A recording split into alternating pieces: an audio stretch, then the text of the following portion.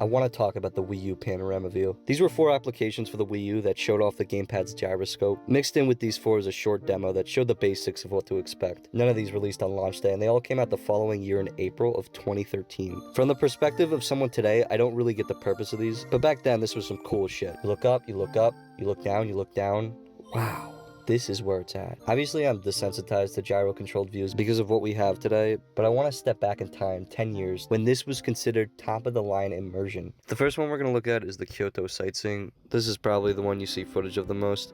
Something I like about these little movies is that you can sometimes manage to assemble some kind of story from them. Like, there's enough going on in them that you can spend some of the experience pondering what the context might be. Anyways, you start this one by walking through an alley with a geisha and make your way towards a carriage. There's this guy who puts down a stool and lets the two of you on, and immediately it's apparent what the draw of the video is. It's a tour of suburban Kyoto, and the whole time there's this woman just sitting next to you, and every so often she'll just look at you like you're a freak. There's some dialogue that happens, but you can't really make it out, and if you could, it's all in Japanese anyway. The guy pulling the carriage occasionally makes some hand gestures though. A little bit further into the experience, you're at an intersection, and you see all these people standing around you, and they're recording you like it's a freak show being rolled through the streets. It was at this point it occurred to me what an alien sight this is. Think back to 2012 when this was probably recorded prior to when Google Maps cars going around with a camera on their roofs was something a lot of people are familiar with. And imagine a Japanese public seeing a man with a gigantic 360 camera strapped to his head making his way through the streets of Kyoto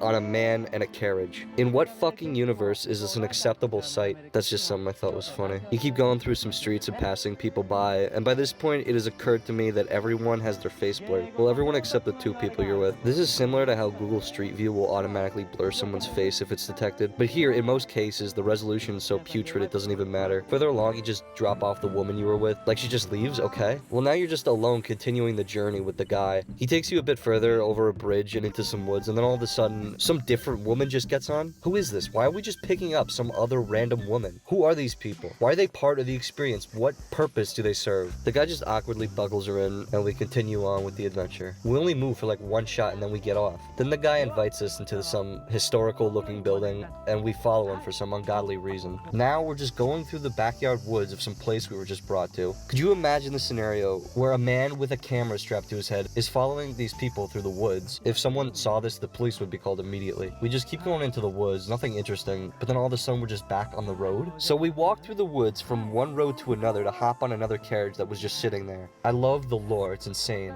In the end, we say thanks to the guy as the screen fades to black. The next one we're gonna look at is the Rio Carnival. This one is by far the most fucking boring of them all. This experience is a whopping 7 minutes and 41 seconds of pure carnival footage.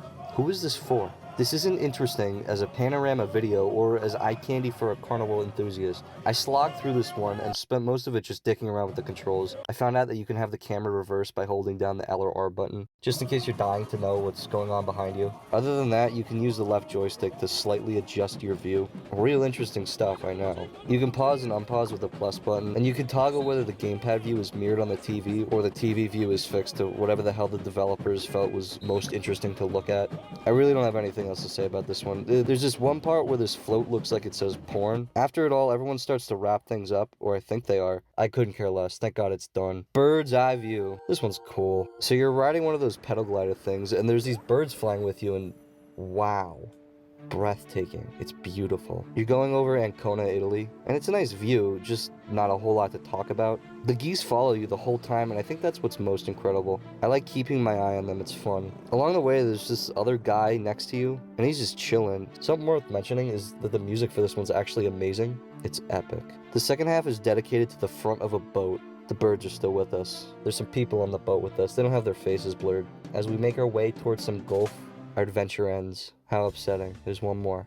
The double-decker tour finds us atop a tour bus in London, surrounded by consenting adults who don't have their face blurred. You're going through the city with some British fuck narrating the surroundings, all the while these assholes on the bus just talk over them. What are they paying for? Also, let's not forget that there is this heavy 360 camera rig planted right next to them, probably ruining the experience. Honestly, I like this one. If this one's the double-decker tour, then the real carnival is the upper-decker tour. The buildings are pretty cool, and it's fun to look at all the people on the bus and wonder what they're thinking. Where are these people from and why are they here? aware? Are they aware they're in a Wii U game? Everyone's recording and taking pictures, and it does make you feel like you're part of this tour bus. This is a tour bus simulator. That's all I can think of. It took me a while, but I realized that the tour guide is the guy standing in the back eating the microphone. He looks like he's having the time of his life. Like he showed up to work and they said there was gonna be a freakish camera on the bus today. He was like, alright, same shit, new day. And then it turns into a time lapse as you continue the tour, just faster. You cut through some newer parts of the city and there's some historic looking buildings. And then you're back in real time, but the camera is moved slightly further up on the bus. You're given some time to gather your bearings while the bus struggles to make a left. While I was staring at one of Jesse Pinkman's buddies, I was awestruck to see that the scene had transitioned into night. How long have these people been on this tour bus? Have they been on it all day? What the fuck?